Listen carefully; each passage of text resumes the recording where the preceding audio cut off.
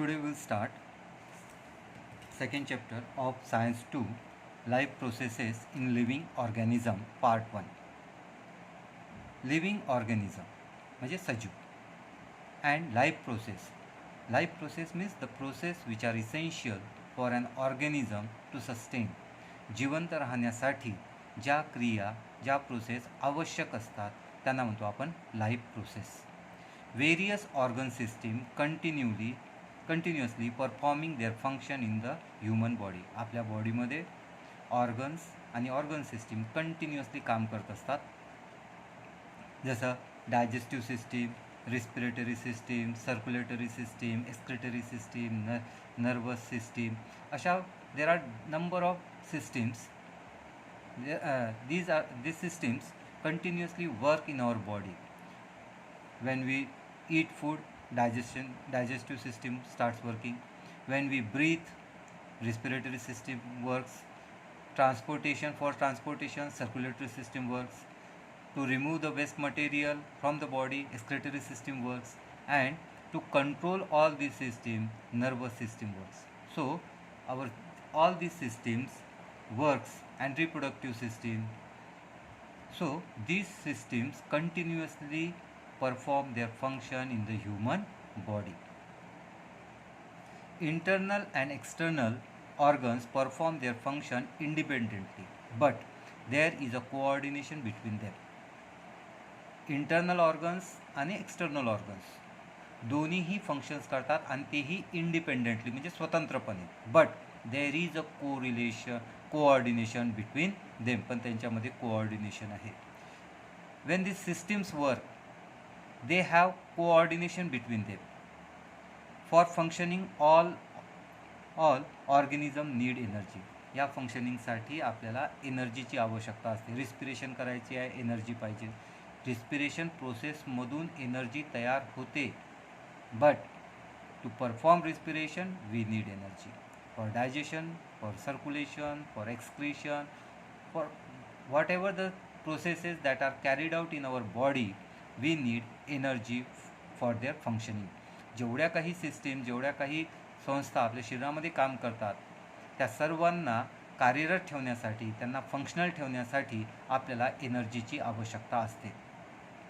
आणि आपल्या जेवणामधून whatever we take diet, we get nutrients from it, like carbohydrate, protein and fats. These are the main sources of energy. आपल्याला energy कशापासून मिळते तर carbohydrates, proteins आणि fats. Indian डाएटमध्ये 90% of energy we obtain from carbohydrates.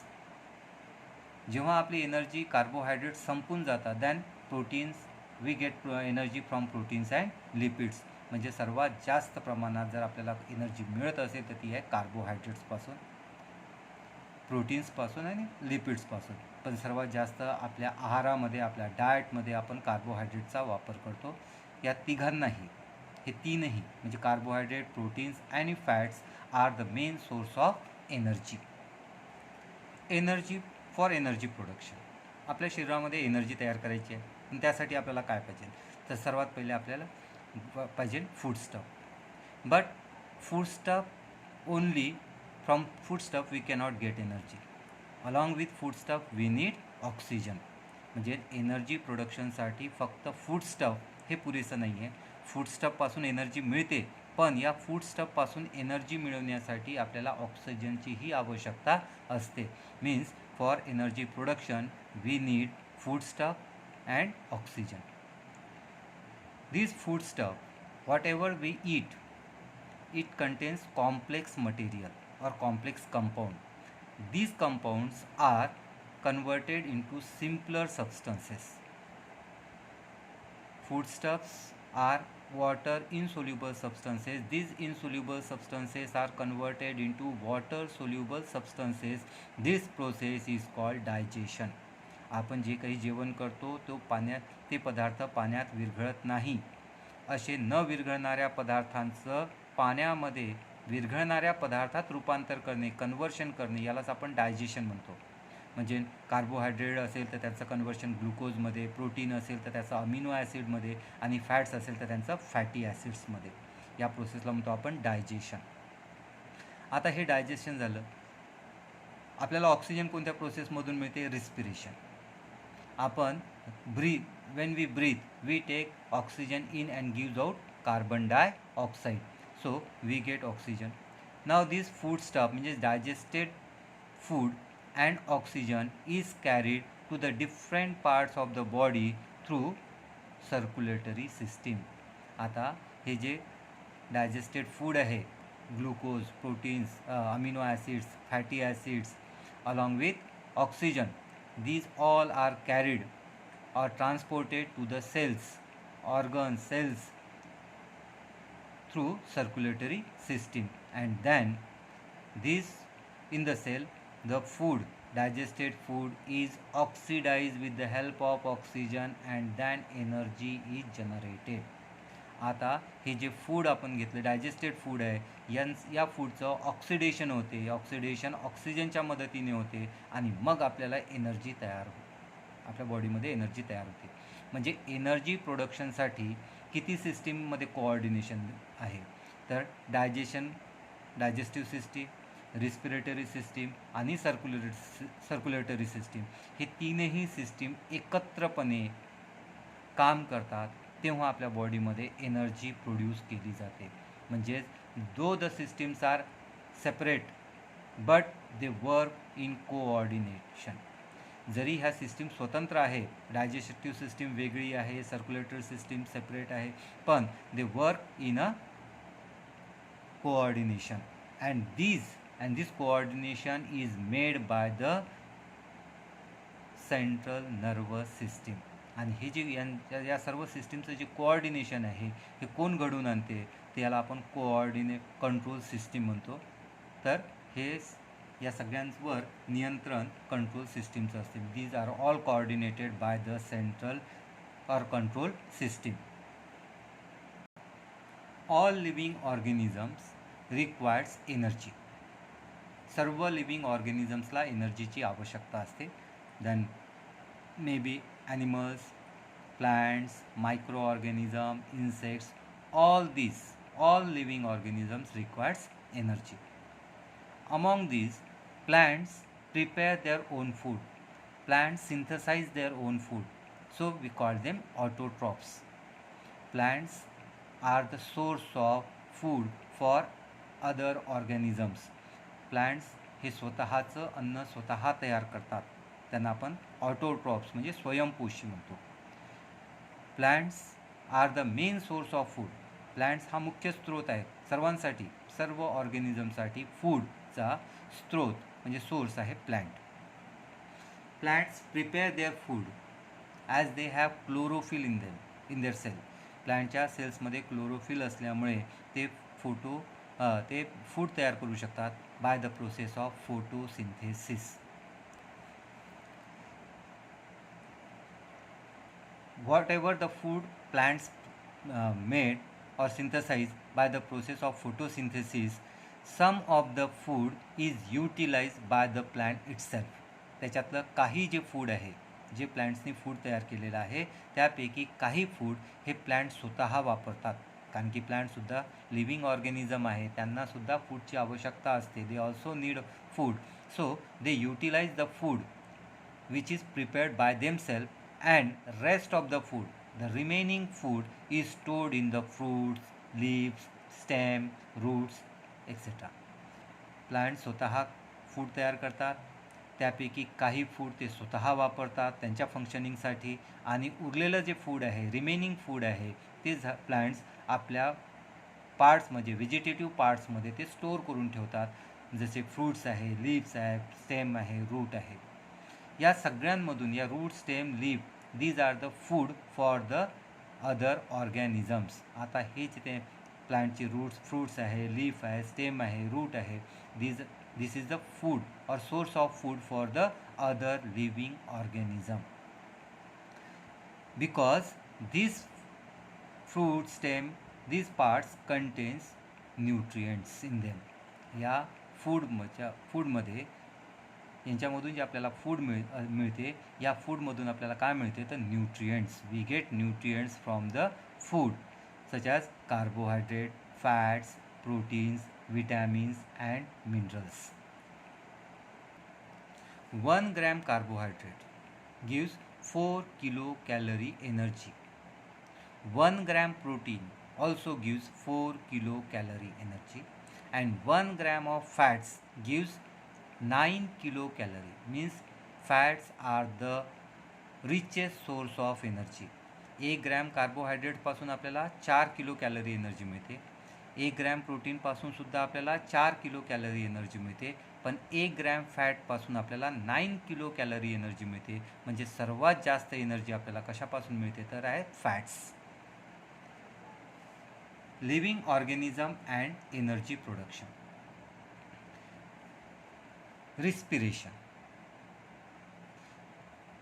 Respiration how we define respiration. तर आपण सहज सांगतो की the oxygen we breathe and we give out carbon dioxide is called as respiration. तर तसं नाही आहे. Respirations means for production of energy. Respiration means production of energy. So respiration takes place at 2 levels. Respiration 2 स्तरावर घडून येते, 2 लेवलवर घडून येते. पहिली लेवल आहे बॉडी लेवल आणि दुसरी लेवल आहे सेल्युलर लेवल. बॉडी लेवलवर काय होते, with oxygen and carbon dioxide gases are exchanged. Body लेवलमध्ये ज्याला आपण बॉडी लेवल किंवा ब्रीथिंग म्हणतो, किंवा याला आणखी एक टर्म वापरतो आपण एक्सटर्नल रिस्पिरेशन. तर या एक्सटर्नल रिस्पिरेशन किंवा बॉडी लेवल रिस्पिरेशन या रिस्पिरेशनमध्ये आपण काय करतो तर we take oxygen and give out carbon dioxide. Means there is a exchange of gases. Oxygen and carbon dioxide gases are exchange. Oxygen we take in and carbon dioxide is given out. आपण oxygen घेतो आणि carbon dioxide बाहेर टाकतो. ही जी process घडून येते ही body लेवलवर घडून येते. रिस्पिरेशनचे मुख्य 2 प्रकार आहे, बॉडी लेवलवर आणि सेल्युलर लेवल. तर बॉडी लेवल रिस्पिरेशनमध्ये फक्त एवढंच काम केलं जाते, ऑक्सिजन आत घेणे आणि कार्बन डायऑक्साईड बाहेर टाकणे. याला आपण सोप्या भाषेमध्ये ब्रीथिंग असं म्हणतो. सेकंड लेवल आहे cellular level. In cellular level food stuff are oxidize with or without help of oxygen. Cellular लेवलमध्ये म्हणजे सेलमध्ये रिस्पिरेशन घडून येते with the help of mitochondria. But in the last standard you have studied cells. Mitochondria is called as power house of cell. आपल्याला माहिती आहे मायट्रोकॉन्ड्रियाला आपण power house of sale म्हणतो. सेलमध्ये हा एक ऑर्गनल आहे मायट्रोकॉन्ड्रिया, आणि या मायट्रोकॉन्ड्रियाच्या मदतीने फूड स्टफचं ऑक्सिडेशन केलं जाते. टू गेट ऑक्सिडेशन केलं जाते with or without help of oxygen. काही वेळेस ऑक्सिजनच्या मदतीने आणि काही वेळेस ऑक्सिजनच्या अब्सेन्समध्ये. पुढे आपण याचे परत 2 प्रकार पाहणार आहोत, ठीक आहे, रिस्पिरेशनचे. तर सेल्युलर लेवलमध्ये food stuff are oxidise. Cellular respiration. आपण रिस्पिरेशनचे 2 प्रकार पाहिले आत्ताच, बॉडी लेवल आणि cellular level. Again this cellular level respiration is further classified into 2 types, aerobic respiration and anaerobic respiration. Cellular रिस्पिरेशनमध्ये काय होते तर इन सेल्युलर रिस्पिरेशन कार्बोहायड्रेट्स और the simple form of carbohydrate that is glucose is oxidise to get ATP energy. Whatever the energy we use is in the form of ATP, adenosine triphosphate. आपण जी energy वापरतो ती energy कशाच्या स्वरूपात असते, ATP, ॲडेनिन triphosphate. तर ही energy आपल्याला carbohydrates म्हणजे ग्लुकोजपासून मिळते. तर ग्लुकोजपासून ATP एनर्जी जनरेट करणे किंवा प्रोड्यूस करणे यालाच आपण म्हणतो सेल्युलर रिस्पिरेशन. आता हे एनर्जी तयार करण्याच्या म्हणजे 2 पद्धतीने तयार केली जाते, with the help of oxygen और विदाउट ऑक्सिजन. तर cellular respiration are of 2 types. आता सेल्युलर रिस्पिरेशनचे 2 प्रकार, ॲरोबिक रिस्पिरेशन आणि दुसरा आहे ॲनॲरोबिक रिस्पिरेशन. ॲरोबिक रिस्पिरेशन म्हणजे ऑक्सिजन इज इन्व्हॉल्ड, ज्याच्यामध्ये आपण ऑक्सिजनचा वापर करतो for the oxidation of food stuff और glucose is called as aerobic respiration. anaerobic respiration in which oxygen is not involved ज्याच्यामध्ये ऑक्सिजन इन्व्हॉल्ड नसतो तो म्हणजे ॲनॲरोबिक respiration. In aerobic respiration glucose is oxidise in 3 step. Aerobic रिस्पिरेशनमध्ये ग्लुकोजचं oxidise होण्यासाठी 3 steps असतात. पहिली स्टेप आहे ग्लायकॉलिसिस. ग्लायको म्हणजे ग्लुकोज आणि लिसिस म्हणजे splitting. Glucose is split up into 2 parts, म्हणजे ग्लुकोजचे तुकडे होणे, स्प्लिट अप होणे, याला म्हणतात लिसिस. लिसिस म्हणजे सेपरेशन. कोणाचं सेपरेशन? ग्लुकोज, म्हणून नाव पडलं glycolysis. Means glucose is break up into small compounds. As we know, glucose, the chemical formula of glucose is C6H12O6. Means glucose is a 6 carbon compound. ग्लुकोजमध्ये किती कार्बन आहे? 6. ग्लुकोजचा formula आहे C6H12O6. तर glucose is a 6 carbon compound. In glycolysis this 6 carbon compound split up into 3 carbon compound. म्हणजे यापासून 2 compounds तयार होतात in which there are 3 carbons. म्हणजे हा ग्लुकोज 6 कार्बनवाला आहे, याच्यापासून 2 कंपाउंड्स तयार होतात ज्यांच्यामध्ये कार्बनची संख्या किती असते? 3. तर यालाच म्हणतो आपण glycolysis. It occurs in cytoplasm. हे सायटोप्लाझम म्हणजे सेलमध्ये घडून येते. म्हणजे हा न्यूक्लियस, हा मायटोकॉन्ड्रिया आणि ही जी स्पेस आहे याला म्हणतो आपण न्यूक्लियस आणि प्लाझ्मा मेम्ब्रेन यांच्यामधली जी स्पेस आहे त्याला म्हणतो आपण cytoplasm. So glycolysis occurs in the cytoplasm. हे सायटोप्लाझममध्ये घडून येते. Glucose is oxidise. ग्लुकोजचं ऑक्सिडेशन होते आणि त्यापासून from glucose on oxidation of glucose we get 2 molecules of pyruvic acid, 2 molecules of ATP, 2 molecules of NADH2 and water. जेव्हा ग्लुकोजचं oxidation होते तेव्हा या ग्लुकोजच्या ऑक्सिडेशनपासून आपल्याला 2 पायरुविक ॲसिड मिळतात, 2 ATP मॉलिक्युल्स मिळतात, 2 NADH2 मिळते आणि वॉटर. 2 molecules इच, म्हणजे पायरुविक ॲसिडचे 2 molecules, ATP मॉलिक्यूलचे 2 molecules, वॉटर NADH2चे 2 molecule आणि वॉटरचे सुद्धा 2 molecules. सो दिस NADH2 म्हणजे काय? Nicotinamide adenine dinucleotide. या NADHचा फुल फॉर्म काय आहे? Nicotinamide adenine dinucleotide. तर ग्लुकोजचं ऑक्सिडेशन झालं, ऑक्सिडेशनपासून 2 पायरुविक ॲसिड मॉलिक्युल्स मिळाले, 2 ATP, 2 NADH2 and 2 molecules of water. Again this pyruvic acid is oxidise to form acetyl कोएन्झाईम plus 2 NADH2 and plus 2 carbon dioxide. Pyruvic ॲसिडचं oxidation झाल्यानंतर पहिले ग्लुकोजचं oxidation झालं, pyruvic acid मिळाला, pyruvic ॲसिडचं oxidation झालं आणि तयार होते acetyl कोएन्झाईम सोबत 2 molecules of NADH2 and 2 molecules of carbon dioxide. This process is called as ग्लायकॉलिसिस. ही ग्लुकोजच्या ऑक्सिडेशनची पहिली स्टेप आहे, ज्याला आपण ग्लायकॉलिसिस म्हणतो, ज्यामध्ये ग्लुकोजचं ऑक्सिडेशन होऊन पायरुविक ॲसिड, ATP आणि NADH2 आणि वॉटर तयार होते. पुढे या पायरुविक ॲसिडचं परत ऑक्सिडेशन होऊन ॲसिटिल कोएन्झाईम, NADH2 आणि सोबत कार्बन डायऑक्साईड तयार होतो. सेकंड स्टेप आहे tri carboxylic acid cycle. Second जी स्टेप आहे ती आहे tri carboxylic acid cycle. This cycle और this reaction takes place in the mitochondria. ही सर्व मायट्रोकॉन्ड्रियामध्ये घडून येते. Now this acetyl coenzyme which is form during the glycolysis. Acetyl coenzyme जे ग्लायकॉलिसिसमध्ये तयार झालं, this acetyl coenzyme enters into the मायट्रोकॉन्ड्रिया.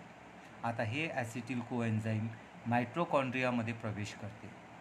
मी आधी सांगितलं tri carboxylic acid cycle takes place in मायट्रोकॉन्ड्रिया.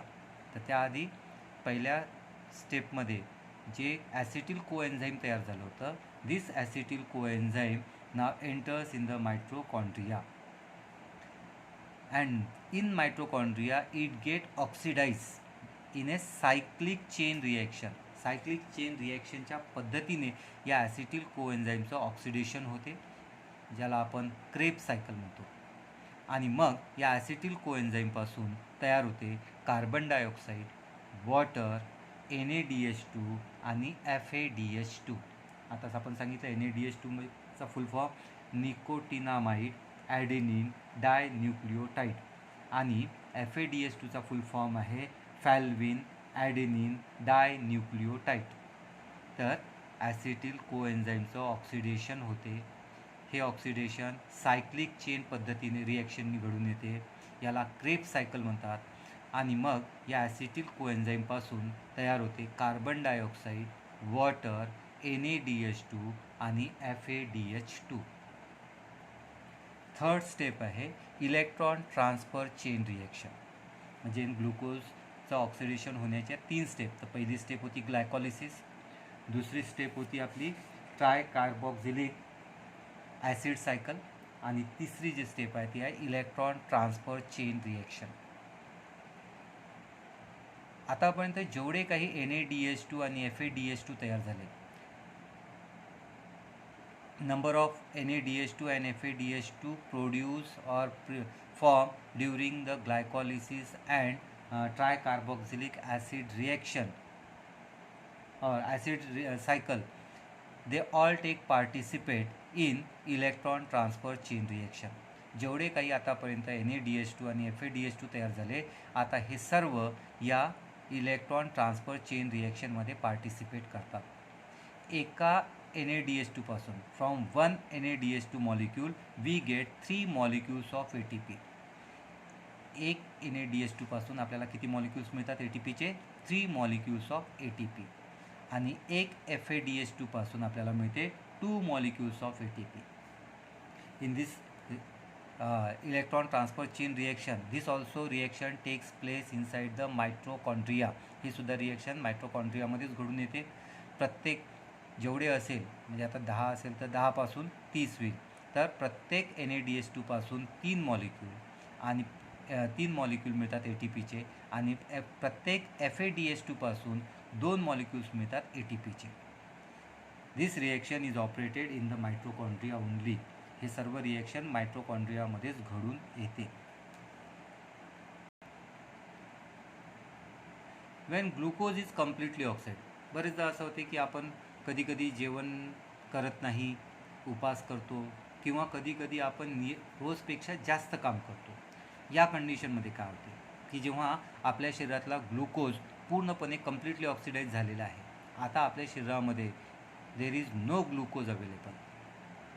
म्हणजे जेव्हा आपल्या शरीरामध्ये ग्लुकोज शिल्लक राहत नाही, तेव्हा